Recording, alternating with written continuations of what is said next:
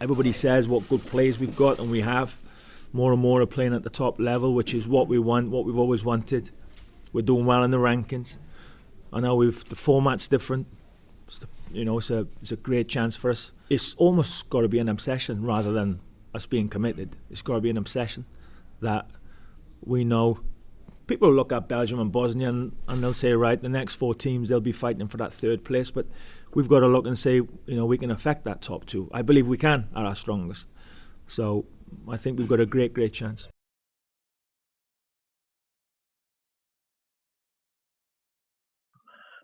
Well, Chris, just good to see you.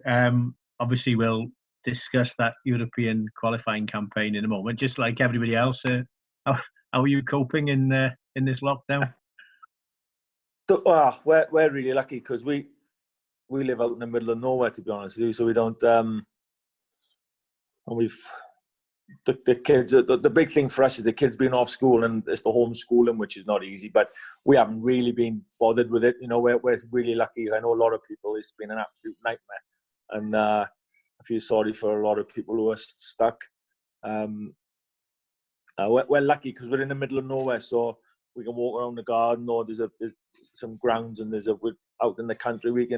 So we can get out every day for a little walk and not bump into anybody. Luckily enough for us, but we can't complain. It's been all right for us. It's been okay, to be honest with you. But I know a lot of people, my family in Swansea, obviously, they've been, it's been a real, just like it has for most people. And who'd have thought we'd ever be in this position? Nobody thought we'd be in this situation. No. And the children coping all right? Homeschooling? Children are fine. It's just, we got a 5-year-old there and a 3-year-old. So the homeschooling, obviously, my wife Charlotte, she does Finley, the 5-year-old, because my 3-year-old and myself, we think along the same lines. So I've been done with 3-year-old, and I think she's gone back a bit in the last couple of weeks, to be honest. Academically, she knows the offside trap anyway. She's got that. And you discuss whether 3 or 5 at the back and this, that, and the other in terms of tactics. It's always 3. I used to argue it's 3 at the back. It's not 5, and it's 11 at the back when we're all defending. Everyone just talk about the that campaign. I mean, gosh, 4 years ago now when we actually played in the finals, but going back 6 years, isn't it, to the qualifying? I mean, right back at the beginning, the first game was Andorra. I don't think it would be an understatement to say that you went into that game under a bit of pressure. Yeah, wow. I remember people thinking. I remember getting there the day before you was with me. We'd all there, right? And we had a walk on the pitch, and my heart sank because I thought, oh no, the pitch was a great leveler. Everybody expected us to win 5-0 because we had Gareth Bale. And as you know, it doesn't work out like that. But nevertheless, I was under pressure from the previous campaign. Well, we know how we won the game. We never looked back after that. But there was a lot of pressure going into the game. I was at that stage where I didn't really care. Everything, I'd taken all the criticism, and I did what everybody had to say about me in particular. And I didn't really care about what anybody had to say or whatever they thought of me. I wasn't bothered at that stage. I just thought we just needed to put a couple of decent results together and a couple of good performances just to get it going. And I was confident we could do that. But after 10 minutes in that game, when we were 1-0 down, I thought I was going to be playing a lot more golf in the coming months because I have a bit of time on my hands. Yeah, it was penalty early on, wasn't it? 1-1 at half time, and then I mean, what was your team talk at half time? I mean, what was going through your mind? Yeah, no, I gambled. Building up to that game is when I told the players we were going to change formation. And at that time, nobody was playing 3 at the back. It was a formation of the 90s, the last time anybody really played it. And derived from Holland, really, in the 70s. And Johan Cruyff took it to Barcelona with his famous three at the back, diamond midfield, and three strikers, or 1 striker and 2 out-and-out wide attackers. So that's where it came from. And then I'd watched Basel do it against Liverpool, play 3-4-3, like a box midfield. And I thought, we've got the perfect players to play that. Because in transition as well, you can be ultra defensive. And we needed to be hard to beat. We needed to grind out a few results, hook or by crook, just to make sure that after 5 games of the campaign, we're still in there. And it's not over for us already. And that was the goal, you know. So telling the players, explaining to the players, look, we're going to go with 3 at the back. There was a few gasps. We had to do a lot of tactical work on it, and I had to convince them a lot that it was the right way to go for us. And going into, you know, against a team like Andorra, I know a lot of people were saying, what the hell is he doing playing 5 at the back against a team like Andorra? It didn't matter whether we won 5-0 or 1-0. We just needed to win, and I thought we would win it.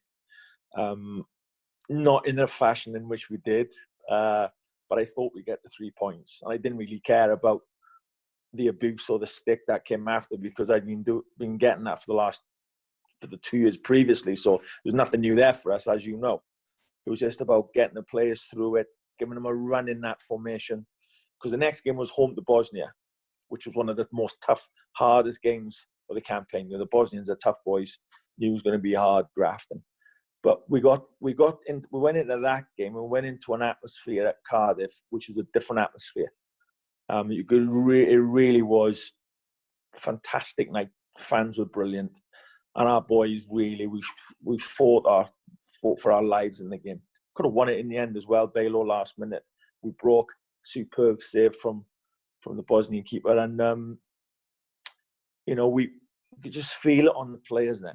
It's like, you know, it was like they felt a bit of strength and confidence within the formation. But then I flipped it on its head again, because we were playing Cyprus at home, and I thought this was an all-out 3 points. So we went back to 4-3-3, 4-1-4-1, call it what you want. And be fair to the players, we only had 2 or 3 days to work tactically, because I've been drilling them on 3 at the back, 3 at the back, box midfield. We actually went 3-5, 1-1 against Bosnia. So then we had to play Cyprus 3 days later, and I completely changed the formation again, because I thought we have to be more expansive here, because we need the 3 points, got to get the 3 points.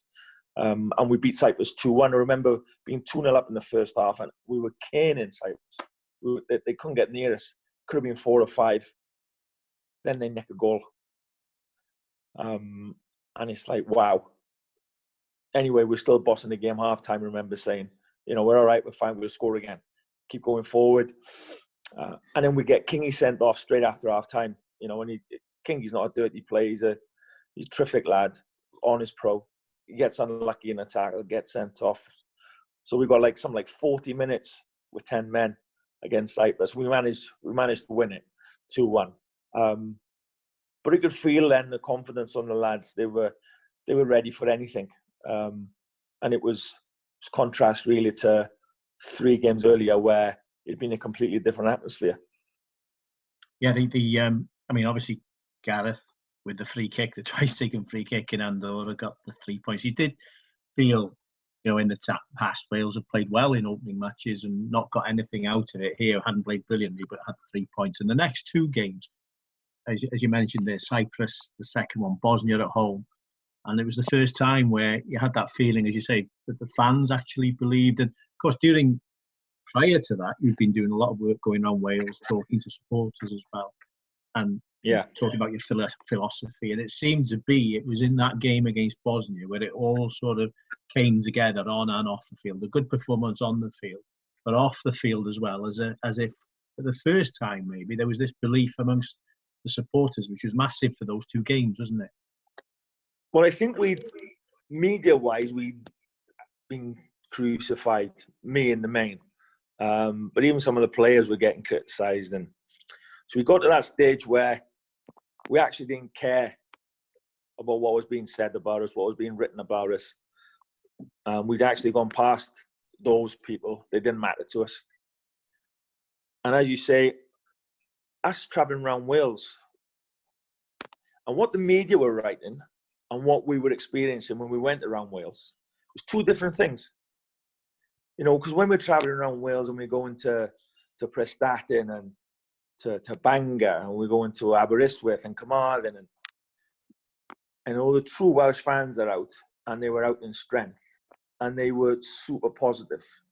The reception they gave us was, I've got to say, it was, I was surprised and I was humbled. And it was just absolutely, this is before it all started to kick off, you know, when all the positive results came. Yeah, Some of the people we met on the road were just absolutely amazing. And, you know, that gave me a lot of strength and determination to, you know, all the doubters, just to shut them up, which we did.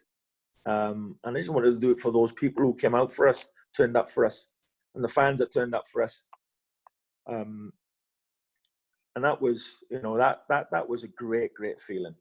And like you say, IG, you was there every step of the way with me, and you saw it from top to bottom.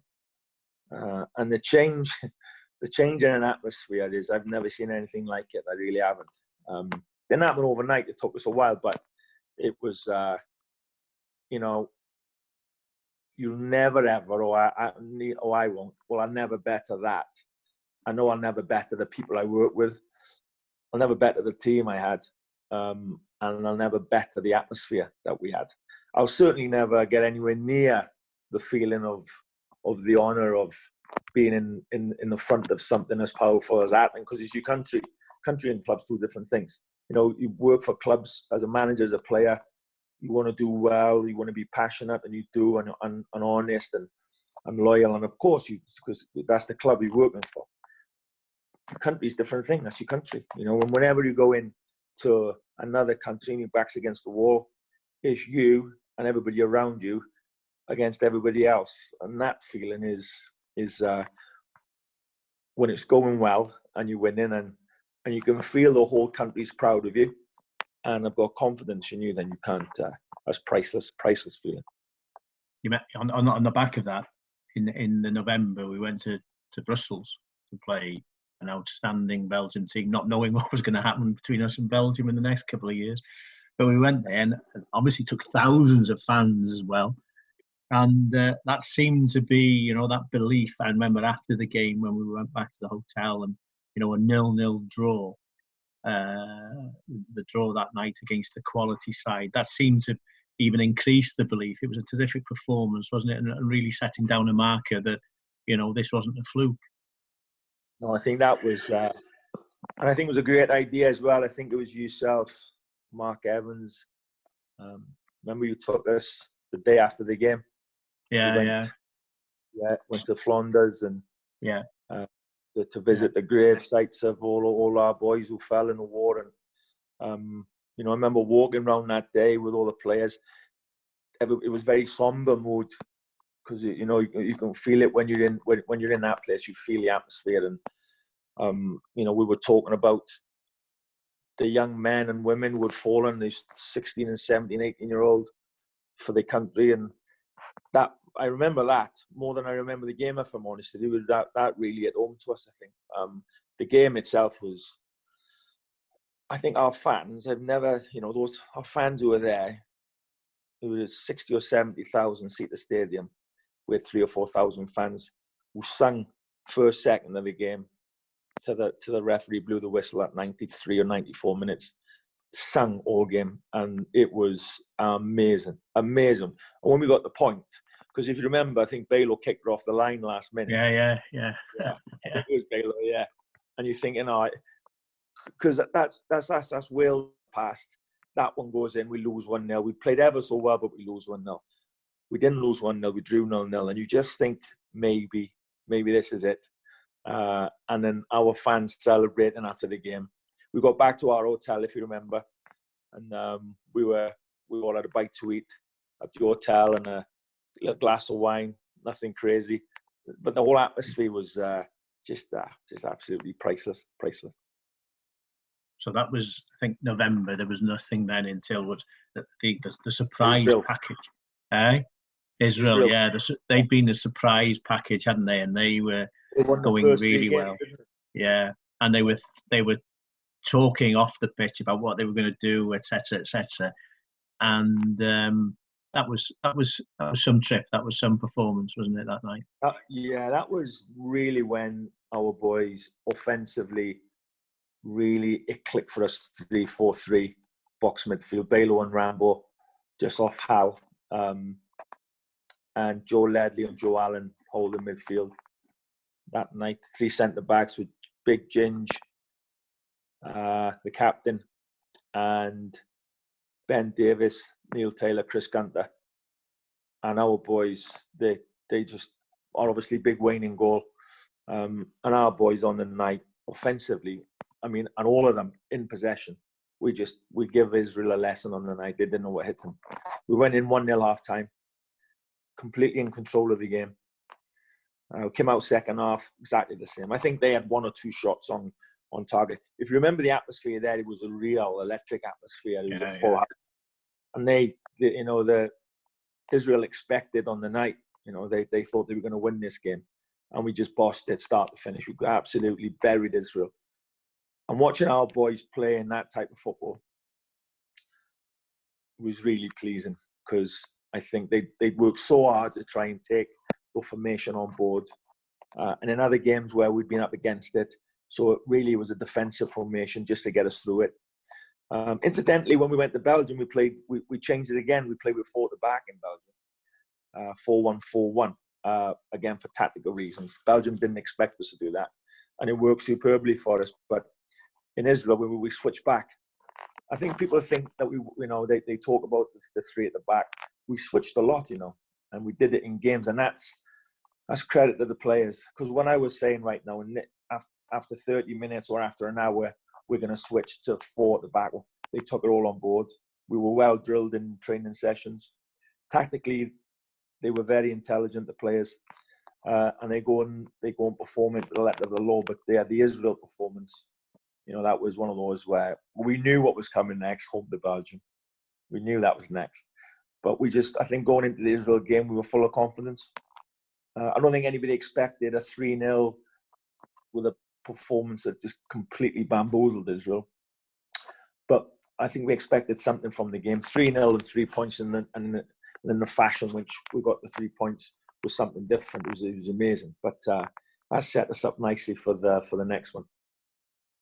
You've mentioned, what was happening on the pitch, off the pitch. I mean, I remember after the game the day after, went to visit some disadvantaged kids in Haifa, the players. But the night of that game back at the hotel, you must remember it. O.M.O. Williams on the guitar and the players around. And that when we talked together strong, everything. Owen was at Tranmere at the bottom of the Football League at the time. And Gareth, who was with him, was at Real Madrid, who were flying at the time.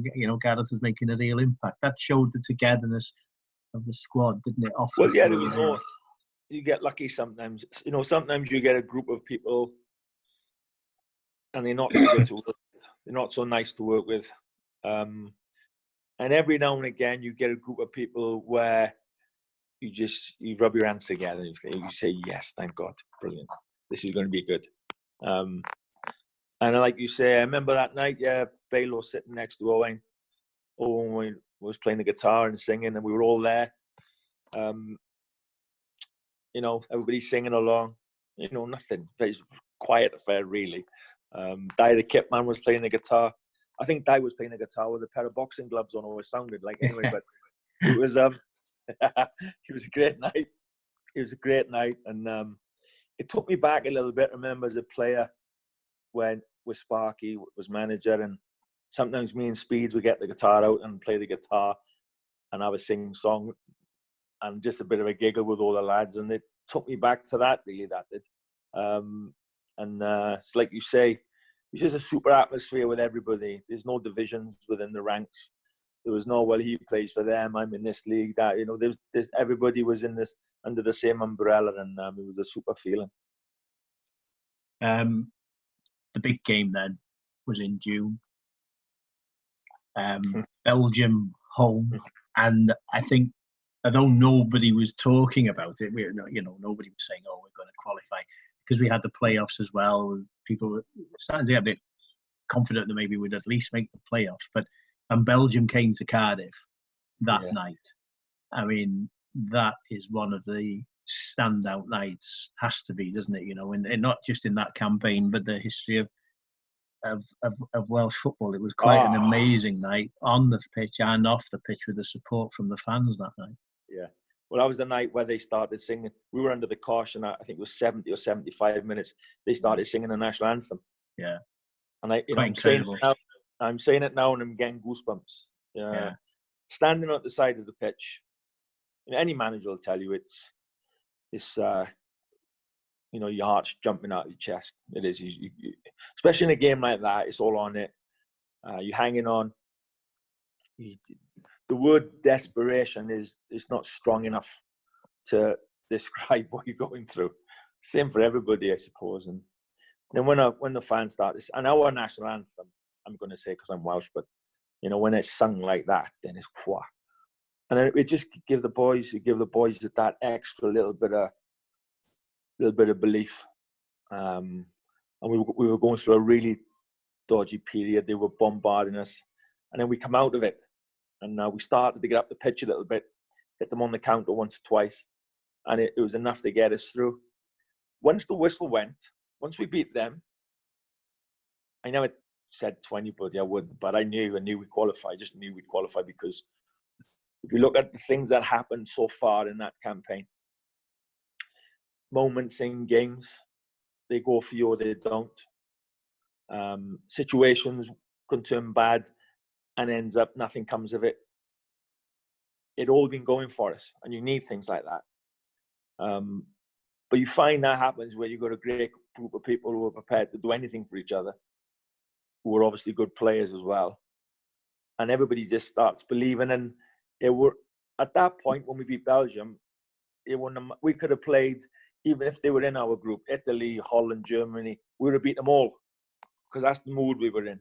And everybody had made their mind up. This is going to happen now. This is going to happen. Doesn't matter who's next. It can be anybody. We don't care. Home or away, whoever's ready, whoever's fit, we're going to win this game. And that was just come from, it wasn't just the Belgium game, it'd been a build-up. But then when we beat Belgium home, that was the marker that said, right, we're here. We're going to do something no one's ever done. It was an amazing, amazing feeling. And I never spoke to the players like that for the rest of the campaign. I never said it publicly, but in my head, I thought, I can't see, there's just no way is anybody going to stop us from the destination where we've all been wanting for so long.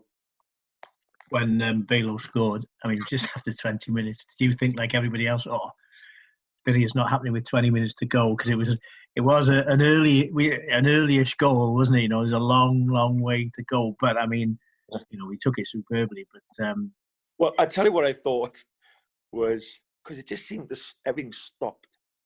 He's like, Langland's headed the ball back, and as the ball's going in the air, and I'm thinking he's going to head the ball back. He hasn't seen Balo. Of course, I can see the whole picture like the rest of us. I'm thinking he hasn't seen Balo. And he's headed it. Balo's onto it immediately. And everything stopped. It was and I don't know whether it was because it was Balo that the ball fell to.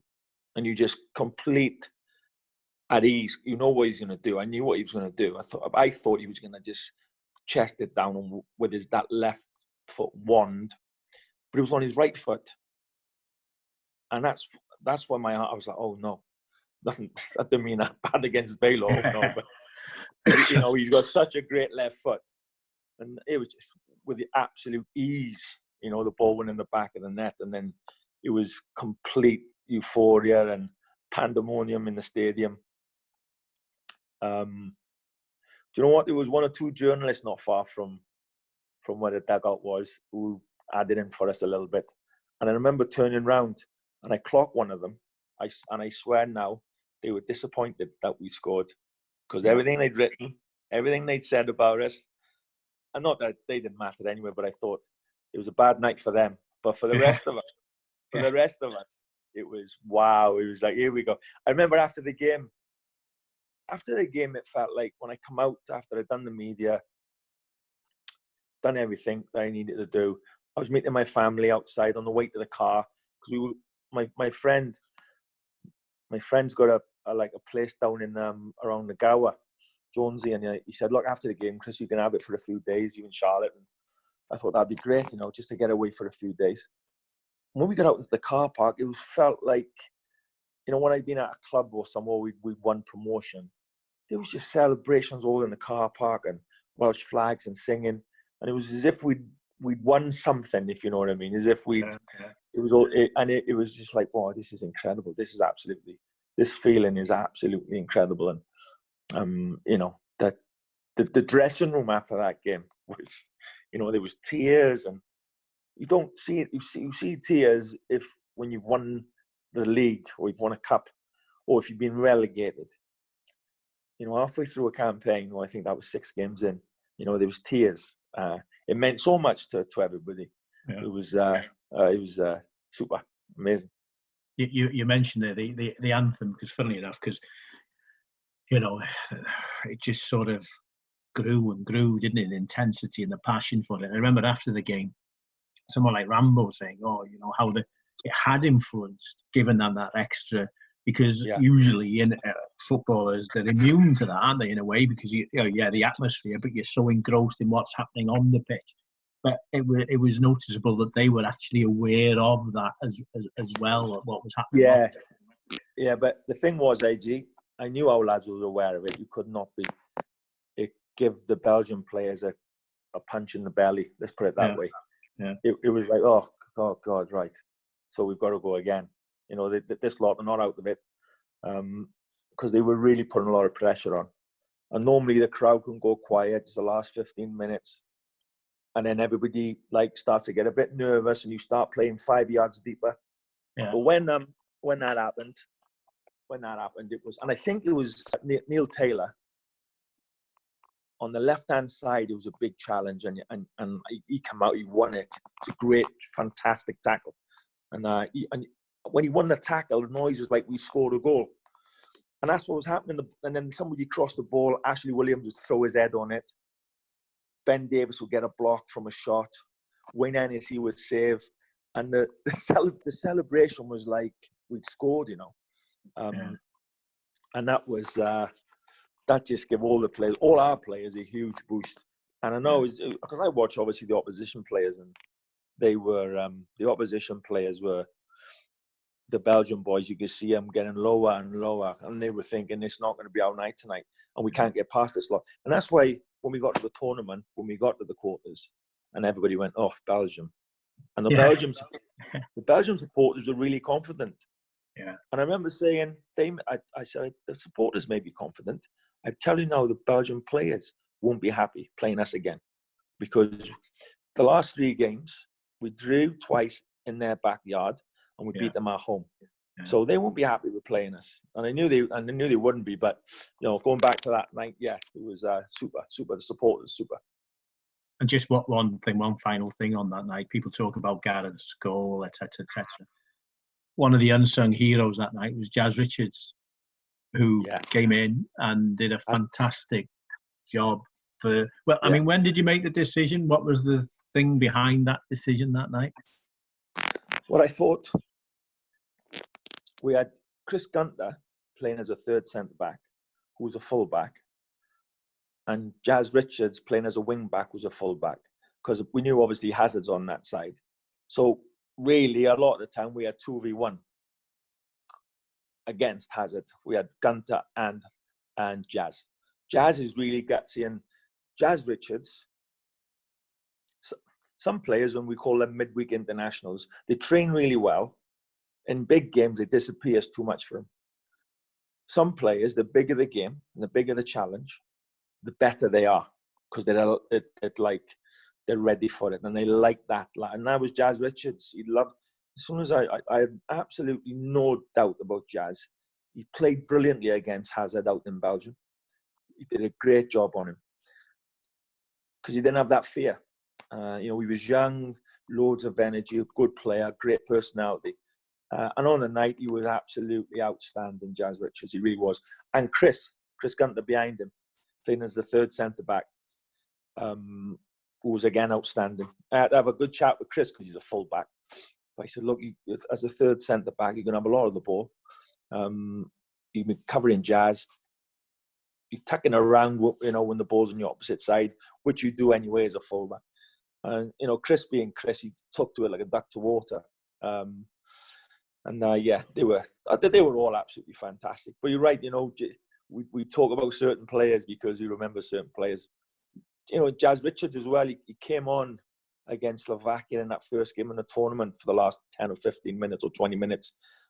Because it was the last 15 minutes because we were holding on to the 2-1. I think that's what it was. And he was brilliant. He just did a great job on the right-hand side. Just defensively, you know, he defended like a lion for us because Jazz enjoyed the big games, you know, and he liked being a part of that. I think, you know, although, as you say, you didn't admit it, nobody would publicly, but we felt as if we were going to qualify. After the Belgium game, we went to Cyprus. Yeah, we went to Cyprus, and that was going to be a tough game, wasn't it? Because of the conditions, and it was very hot. Yeah, hot night. Pitch was rock solid. We knew we'd had lots of difficulties in Cyprus through the decades. Never an easy game. We normally come away upset because we've lost, but not that team and not this team and not on that occasion. And again, Jazz Richards, what a cross. FAWales header. What a header that was last 10 minutes. Great way to win it. And then we come on with knowing that if we win, then we're going to qualify because 3 more points are going to do it. We needed 3 points with 3 games to go. And like you just gone through at IG, we come out of the blocks against Israel at home and, you know, we were bombarding them. We couldn't score. Then it went a bit quiet. And we ended up drawing the game 0-0. And when we got back to the hotel, Belgium, it was Cyprus 0, Belgium 0 with about 10 minutes to go. Yeah. And with 5 minutes to go, I think it was Hazard scored. Yeah. And if had that been 0-0, we qualify. Yeah, we were all watching it back in the hotel, weren't we? St David's Hotel. Yeah. So we were all waiting, and then, but then that last camp, Bosnia away, Andorra home. You know, I had no doubt we needed a point. I think it was from the 2 games. We were going. We were going to qualify. It was going to happen. But the Bosnia game, we played really well against Bosnia. Such a hard game to go there. It was all on. They had to win Bosnia, otherwise it's all over for them. It was 0-0 half time, where we should have been winning. We were playing really well. I think they scored the first goal with about 20 minutes to go. And then they score again 2-0, so we lose the game. And I was just gutted that we'd lost because really fancied us to go unbeaten through the campaign. And, you know, we'd been so good in the games. And we were good on the night. Again, the supporters there were brilliant. Coming off, I can see Mark Evans. Yeah. Like Mark met me, and because Israel were playing home to Cyprus. Yeah.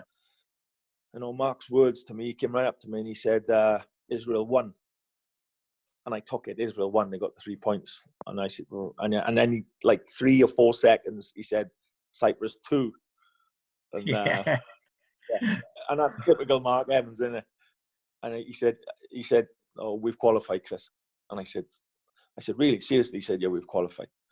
And I could see the look in his face. He wasn't joking. And then, of course, the celebrations, all the players were jumping in with our fans and we were all celebrating together. And that was just, absolutely fantastic. Because you had to make sure there, didn't you? Because you didn't want to start running around the pitch. If we hadn't qualified, it wouldn't. Can you imagine? But I mean, the fans behind. I mean, the thing about that is as well. You know, a lot of the fans who were there, hardcore fans who travel through thick and thin. But the scenes at the end, the players, everybody, and throwing you up in the air. And I can remember, you know, my job is to get people to do interviews. After everybody just wanted to celebrate. Nobody wanted to do interviews. No, they wanted to be the mates. Yeah. Everybody wanted to be there. But it was, you know, things like that. They're priceless, aren't they? Moments like that. Well, you can't. I remember getting off the pitch. I had to do a few interviews in the tunnel. Got in the dressing room. Can hear all the noise. We're playing Andorra in 3 days. Yeah. We got to get back the next day. And I can see the players looking at me. And I know what they're thinking. And everybody's looking at me. All the staff are in there. And of course, you know, everybody's celebrating, and I think it was Rambo was looking at me and he was waiting for me to say, you know, okay, you can have a beer. And so I said, all right, come on, let's go and have a beer back at the hotel. Let's celebrate back at the hotel. And we got back to the hotel. And if you remember, we were just in that one big room by ourselves. One big room, wasn't it? About 50 of it. One big, yeah. It was everybody, players, staff. The security guards were in there to look after us. And you remember as much as I do. I mean, I still got pictures and photos from that night where I think we were singing and laughing and drinking till about 2 or 3 in the morning, which would never ever happen. Not when there's a game coming. It just wouldn't happen. But it was such a, you know, it was a unique situation for us. And it was, as you well know yourself, I can remember every minute of that night like it was last night. Yeah. And the players shouting Vaughan, Vaughan, Vaughan, because they wanted Owen Vaughan to get his guitar out again. And as you say, I said to the staff who were with me, you know, the media team, I said, you know, make the most of this. We're in a unique position here. There's about 40, 50 of us in a room here celebrating something that nobody might ever get the opportunities to do again or has done before. So make the most of this, take it all in, you know. And I think everybody did that night, didn't they? You know, they just wanted to remember it, you know. It was, everybody was in, I think we were all on the same level. We were all in the same bubble, all thinking the same thing. Everybody was just walking around smiling, laughing and giggling and on the phone to their families and their friends. And there was like hundreds of Welsh fans down in the reception and outside all celebrating. And I remember getting into the airport in the morning to fly back, and it was just absolute pandemonium. It really was. It was like, obviously a lot of our fans hadn't had any sleep. They were in a very happy mood. Flying back on the plane was, you know, it was just, everybody was completely buzzing, absolutely buzzing. And I think when we got back on that Sunday, we went to Bella's restaurant, Craig Bellamy's restaurant down in the Keys there, and we just had a little glass of wine and a bite to eat. You know, it was very, very sensible. And then we went back to, I think we went back to the hotel. I trust loads of the players went back to the hotel. I'm not bloody sure, to be honest with you, but I thought at the time they all come back. I'm not sure. Anyway, and then I remember the game against Andorra. I was so happy for the fans. You know, those same fans who had been there to support us through the campaign got what they deserved. And the smiles, you know, you see families there, the little kids, there's smiles on their faces, and their fathers who obviously followed us for decades and not had any joy. And that feeling, you know, when we were walking around the pitch after the game, really was irrelevant. We'd done it and we were going to beat Andorra. Walking around the pitch afterwards, seeing the expressions on families, on the faces of the families. And obviously the fathers would Wales through and through and they'd seen through us, watched us thick and thin and had all the bad times.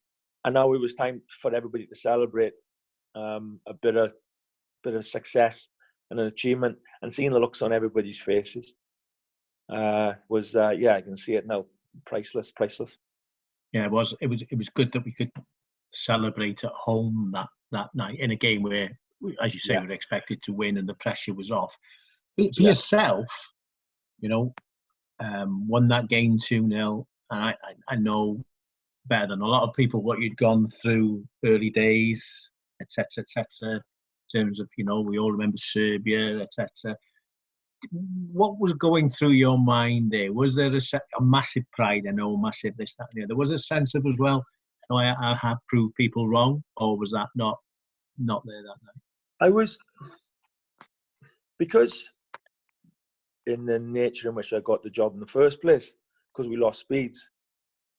I remember looking at when I was in the middle of it, when we were losing, and I just walked into the door, and it was. I remember thinking, I'm not sure. I don't mind taking criticism. It's fine if the team are losing or whatever.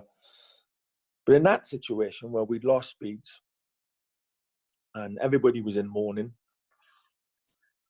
I never felt I got from most people who should have known better.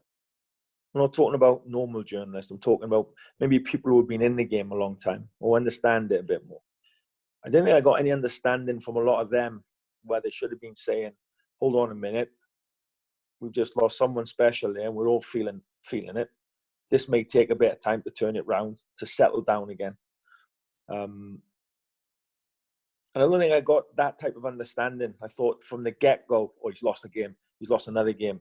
You know, they've lost the first 2 games were home to Belgium, away to Serbia. We lost to Mexico away in a friendly. And we lost at home to Bosnia in a friendly.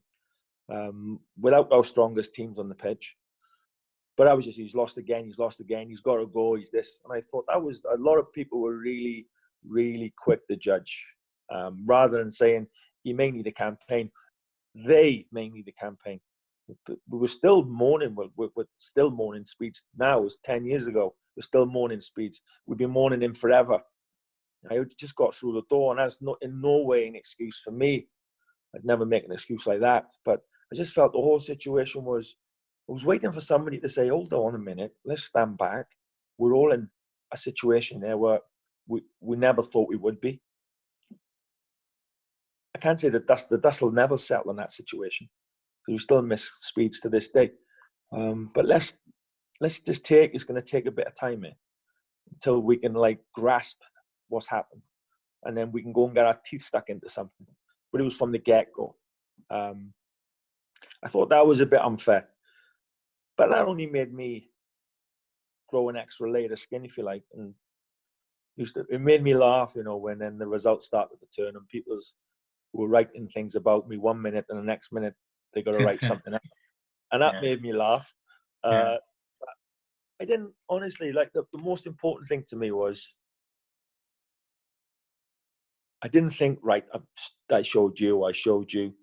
Because, you know, going in before I managed Wales, I managed 4 or 5 years in the Premier League. I managed in Spain, I managed in Greece. I had a pretty decent record with Fulham. I kept them in the league for 4 or 5 years. I left Real Sociedad 2 points off automatic promotion before I resigned. I left Larissa in Greece second in the league before I resigned. It was not like I failed everywhere. Fell on my face at Coventry. Fair enough.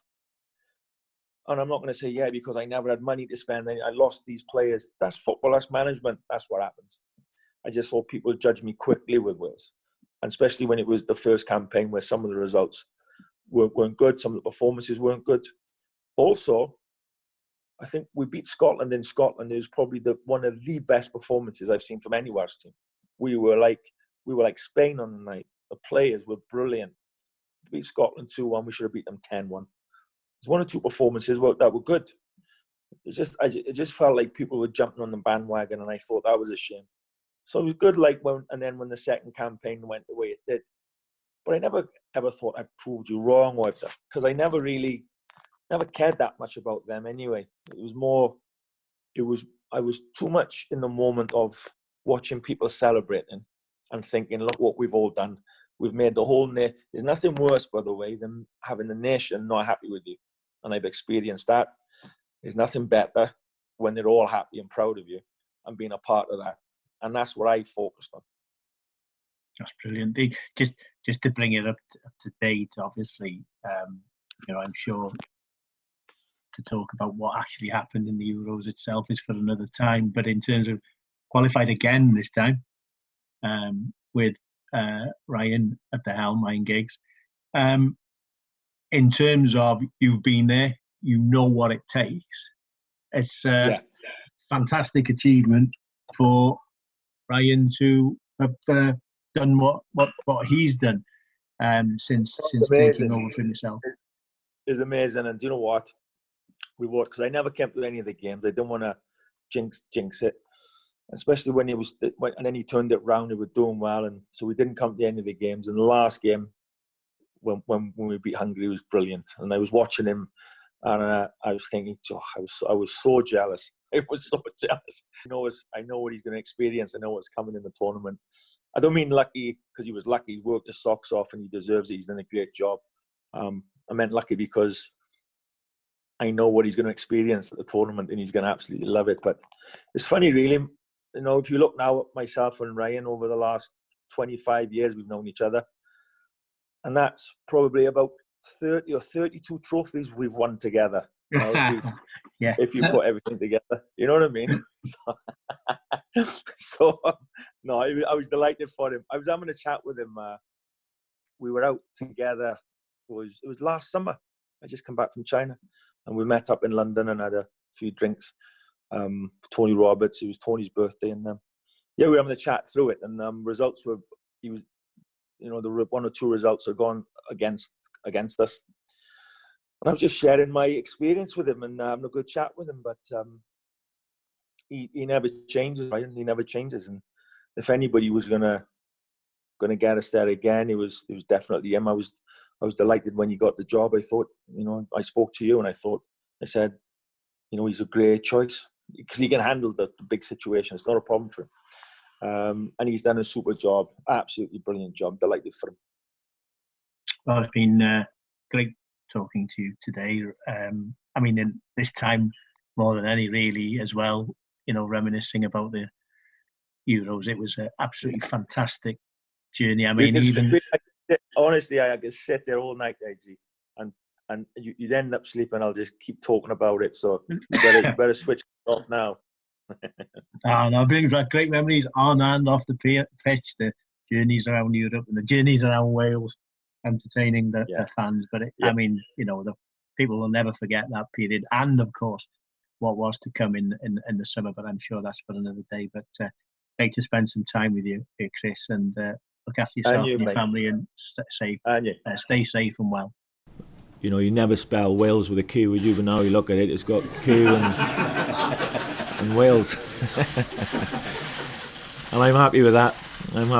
That's fine. I've got a fire in my heart for you. I've got a fire in my heart for you. I've got a fire in my heart. Though I'm falling apart, still I've got a fire in my heart for you. I've got pins and needles for you. I've got pins and needles for you. You've got needles and pins and the 7 deadly sins. Still I've got a fire in my heart for you. I've a butterfly stomach for you. I've a butterfly stomach for you. And as the cars fly by, I just break down and cry. Still I've got a fire in my heart for you.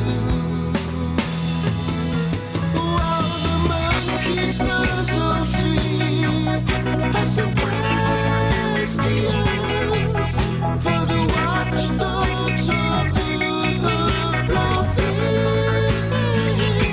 And I ask, is it sad that I'm driving myself mad?